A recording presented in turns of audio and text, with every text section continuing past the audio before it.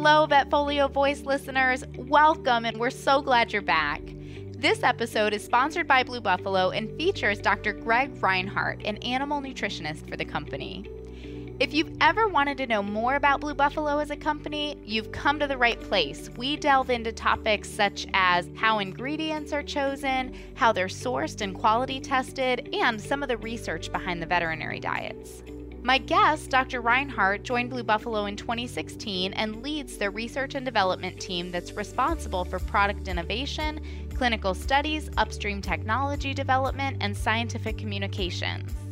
Dr. Reinhart comes from the Matilda Institute, a nonprofit group focused on the nutritional health of children, where he applied his experience in the companion animal and human healthcare industries to help alleviate hunger and malnutrition worldwide. Prior to his 9-year stint in the Matilda organization, Greg had 17 years of companion animal nutrition experience, serving as the Vice President of Strategic Research and Communications for the IAMS Company and Director of Technology Development for Procter & Gamble's global pet care business. Greg's research interests include fatty acid metabolism, fiber fermentation, nutritional immunology, obesity, and the role of nutrition on cognition and well-being. During his tenure at the IAMS Company, he organized multiple IAMS Nutrition Symposia, which remain the largest international gathering of veterinary professionals, scientists, and academics dedicated solely to the sharing of new scientific findings in canine and feline nutrition. He's published over 250 scientific papers and abstracts, and is an inventor on 14 patents related to nutritional discoveries. In 2014, the Ohio State University Department of Animal Sciences elected Dr. Reinhart into its Hall of Fame for his scientific contributions to the pet food industry and influence on reducing childhood malnutrition. He's a fellow of the American College of Nutrition and an active member in other professional scientific organizations and serves on multiple boards of nonprofit organizations. He was great to talk to. Let's go ahead and get into our episode. Greg, Dr. Reinhart, thank you so much for joining me today. It's a pleasure to be here. Thank you. Absolutely. It's a pleasure to have you. So can you tell us a little bit about yourself, about Blue Buffalo, and kind of some background of just where we're starting today? Well, I'm an animal nutritionist by training. I have a PhD in nutritional biochemistry. I started off working with livestock species. I went initially out of grad school working on the human nutrition side with hospitalized human patients. First joined the pet food industry in 1990 and worked nearly 20 years with the IAMS company on the Eukanuba and IAMS brands, and was heavily involved in the formulation of the Eukanuba veterinary diets. I switched careers and worked on the human side again with malnourished children in a not-for-profit setting. And then in 2016, joined the Blue Buffalo company as its senior vice president for R&D.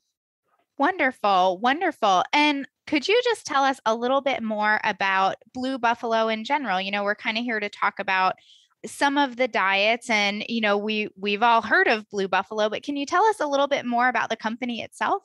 Yeah, Blue Buffalo was founded in 2003, and it rapidly became the leader in the premium segment of wholesome natural food products for dogs and cats. That's all we focus on is dogs and cats. And we have a veterinary therapeutic line called Blue Natural Veterinary Diets that came out in 2015. So we really try to meet the needs of pet owners and also the nutritional needs of dogs and cats. That's why we use only wholesome natural ingredients. And we have certain criteria with our True Blue Promise: no corn, soy, or wheat, no chicken or poultry byproduct meals, and only natural ingredients with added vitamins and minerals. So our goal was to do the both and, the right ingredients that pet owners wanted to feed and are increasingly selecting for, but also make sure that we combine those in the right formulations to make sure that the dog and cat gets the nutrients that are essential for its well-being. Wonderful. And that was like a perfect segue into what we're here to talk about, ingredients and nutrients. So can you kind of give us an overview of maybe the difference between the two and why they're both critically important? Yeah, there tends to be some polarity on this topic. There's a camp that thinks that it's only nutrients that matter. And then there's another group, increasingly a stronger group, that says, well, if it's not the ingredients I don't want to feed, I'm not going to choose that product. And we'd like to view it more as the both and. What are the ingredients that pet owners want to use? Because they're the boss. They choose the diets that they're going to feed their dogs and cats. And compliance, we think, with therapeutic diets is much better when it's a matrix, a formula that a pet owner can look at and kind of give a head nod and say, okay, I understand these ingredients. That's what I'd like to feed my family member, my four-footed family member, the dog or the cat. However, that's not enough. You've got to make sure that those ingredients provide the essential nutrients that they need. And that's where the testing comes in. You had to do a lot of work on assessment of nutritional content, stability, shelf life, feeding studies. All of our products go through extensive feeding studies to make sure that it meets the objective for that particular life stage, lifestyle, or life condition. And when we're formulating these diets to accomplish those goals, so you talked about you're an animal nutritionist. Can you talk about the different roles that are involved in formulating these diets to ensure, good ingredients, proper nutrient profiles, and all of this? Yeah, it's really a total team effort to take ideas from the chalkboard or from a computer screen and roll that out with a product that's on the shelf or in a veterinary clinic's office that's going to meet the needs for that particular indication. We have 8 PhD nutritionists on staff at Blue Buffalo. Their sole focus is making sure that the ingredients have the nutrients that they need, that they're stable, and that they're formulated properly. We also do ongoing testing. Every location where we make food, at least 3 times a year, every ingredient at every location goes through a very thorough total nutrient content, and that goes into a database. It's kind of that old saying, like with computer programs, garbage in, garbage out. If we don't have high quality data going into our formulation software, then we don't have a very good chance of hitting our targets. So that's the first step, making sure that all the ingredients are stable. They provide the nutrients we want, because you get some drift now and then, seasonality, and just changes in ingredients due to industrial criteria. So that's step number 1. Step number 2 is we do prototypes. We feed them to dogs and cats. We look for palatability. We look for stool quality. We look for digestibility. Just because the nutrients are in the product doesn't mean that they can be broken down and assimilated into the body.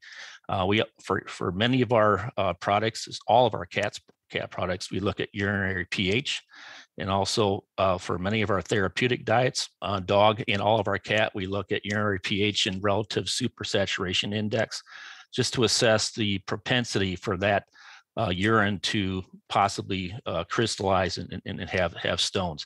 So a lot of work goes into that. Also, we need to make sure that our products are stable on shelf life. So we do accelerated shelf life testing, and then we do ambient testing to make sure that the nutrients are there at the end of shelf life. So who all is involved in accomplishing these goals? What does the team look like? Well, the first step is, as I mentioned, is the PhD animal nutritionist. Then we have food scientists that work with us to ensure stability and acceptability over time. We have a team of veterinarians that weigh in on the needs of the veterinary profession for therapeutic diets. Also, they weigh in with concerns or requests for diets for the general population that does not have a disease state that could be nutritionally managed. Just they keep a pulse on the clinical issues out in the real world. And then we have a very capable quality team that ensures that what we design and what we intend to produce actually turns out that way, both at the time of production and later in shelf life. So it's a real team effort. And one additional thing with Blue Buffalo, because we have, really, I'd say, strict criteria on the types of ingredients, and they have to be natural with added vitamins and minerals. We do a lot of vendor audits to make sure that they meet our criteria. So we're talking a lot about, natural ingredients, added vitamins and minerals, high quality ingredients, so to speak. How does a nutritionist define a high quality ingredient? And is that different from how, say, a pet parent would define that? Yeah, that's it's a very subjective area, and a nutritionist would view that generally is, does it have the nutrients that you're looking for from that particular ingredient? For instance, a protein source. Does it have high protein levels? Does it have lower ash levels? The proteins that are present, what's the amino acid composition? You always want to look for higher essential amino acids, things like methionine and lysine and cysteine, things like that.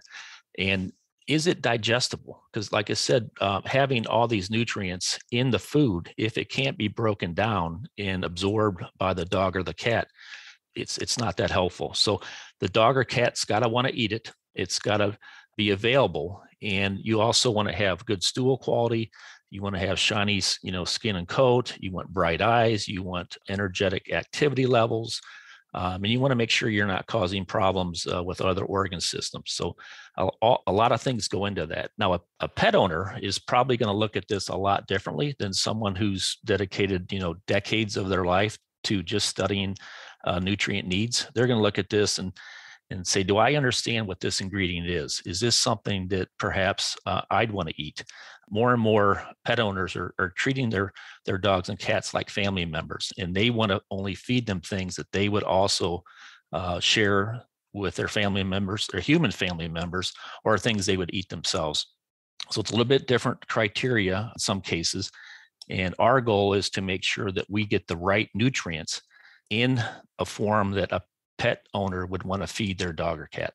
So making sure it's a high quality formulation that's meeting all of that pet's nutrition. And then kind of like you touched on, with ingredients that pet owners understand and can get on board with.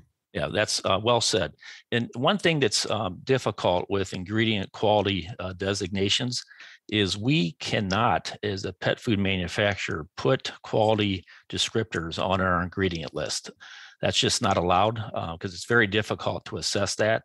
And so we have to use the generic terms, but we go above and beyond that in our procurement process and also in our ingredient assessment process.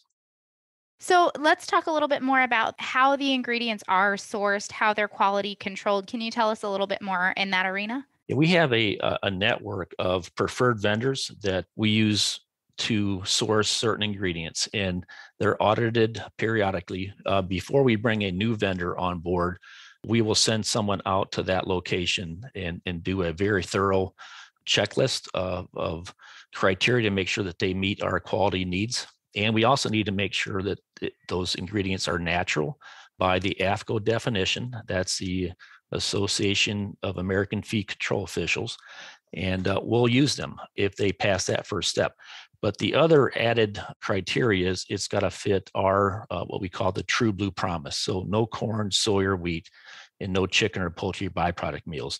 Not that those are necessarily bad for dogs and cats, but more and more pet owners don't want to feed those to their dogs and cats. So we try and use ingredients that only a pet owner would want to feed their dog and cat. Absolutely. And does this extend any differently when it comes to the therapeutic line of diets? For the therapeutic line diets, we use the same criteria. It's wholesome, natural formulas, and we really focus on the nutrient delivery. For some situations, you need to manage mineral content, like with feline urolithiasis. You got to be very careful on magnesium levels, and you got to dial in the urinary pH really tightly. For some of the other situations, yeah, we double down, triple down on how much oversight we do at every step along the way. In all of our formulas, whether they're therapeutic or for over the counter, we do microbial assessment. It's a positive release, so every batch that comes out, we make sure that it's clean from a microbial standpoint. And then for some of our therapeutic diets, we go above and beyond that. In particular, our dermatology diets. We for our hydrolyzed salmon diet and for our alligator-based diet, we will do ELISA testing to ensure that there's no accidental contamination of potential antigens. We'll also do PCR, polymerase chain reaction assessment, which is a very, very sensitive way to look at very minute quantities of potential antigens that could cause an allergic reaction. So we go through all that, and I will tell you, it's very thorough, and it took a while to get that dialed in, but we're really happy that we do that. And it's a best-in-class approach for the dermatology products. I would love to pick your brain about that a little bit more as far as like what antigens you're looking for. And do you have maybe an example of something you may have picked up where you had to then go back and make some changes? Yeah, we look at a number of the common antigens, beef, chicken, soy. Early on, we found that there was some accidental contamination, and we didn't know where it was coming from at first. And so we had to work upstream in the ingredient procurement process. Some of the containers that these ingredients were shipped in had not been cleaned out as thoroughly as we had expected. And so we had to institute new policies to make sure that they were cleaned out very thoroughly, and there was no residual protein sources from ingredients that we did not want to end up in our products. That was one area, and that's very very time consuming, and it's also an expensive process, but one that we felt was necessary, especially for dermatology diets. If you're feeding the diet and you have an animal that is very sensitive to certain foods or has just cutaneous adverse reactions, you don't know if it's a food allergy or if it's an atopy condition. You want to know that the diet you're providing only has these proteins, and importantly doesn't have these other ones that you don't want. So those are a couple examples. It took a lot of work to get there, but we like where we're at today. Absolutely. It's like you're in my brain. Like now we're segueing into kind of my next set of questions, which is about these finished products. Can you talk a little bit more about, we talked a lot about ingredient sourcing and testing along the way. What are the industry standards for testing a finished product, and how does that apply when it comes to Blue? Well, there's some criteria if you want to have AFCO maintenance claims or AFCO all life stages claims. You can do that through nutrient content, and you can also bucket things by categories. Blue tends to feed these diets to dogs and cats and let them tell us how they perform on that for maintenance diets. And we have some that are all life stages. So we like to have the dog or cat tell us how it's doing rather than just chemical analysis. And so, as I mentioned, there's a number of criteria. The first one is, will the dog or cat eat it? The best food, if it doesn't leave the bowl, is not helpful at all. So that's number one. Number two is, what's the stool quality? In longer term, how do they perform on that? And that's best determined by digestibility studies to make sure that they can assimilate all the nutrients. Some products can start to lose nutrient availability over time. So we want to make sure that it's shelf stable for the life of the product. What about organizations like AFCO and WASAVA that we're hearing so much about recently? Yes, AFCO, the Association of American Feed Control Officials, has guidelines for maintenance dogs and cats for all life stages. That can be puppy through senior, or it can be kitten through senior cat. Then it has guidelines for gestation and lactation. Those have been in place for many, many years. A newer one that's getting more attention is the WASAVA Global Nutrition Committee guidelines. And WASAVA stands for the World Small Animal Veterinary Association. Blue Buffalo does comply with the WASAVA Global Nutrition Committee guidelines. So complying with AFCO and the World Small Animal Veterinary Association Global Nutrition Committee guidelines is one step of assuring that these diets are high quality and meeting the needs of pet owners and veterinary clinicians that are recommending therapeutic diets. Another way to really assess this is, how does the diets perform in a clinical setting? And Blue Buffalo has undertaken a number of clinical studies, and we have results back from a couple I can briefly share. The first is with our Blue Buffalo Natural Veterinary Diet, HF. And the HF stands for hydrolyzed fish. That's a hydrolyzed salmon diet. That was fed to 47 dogs that had cutaneous adverse reactions. It was a 8-week triple-blinded crossover study.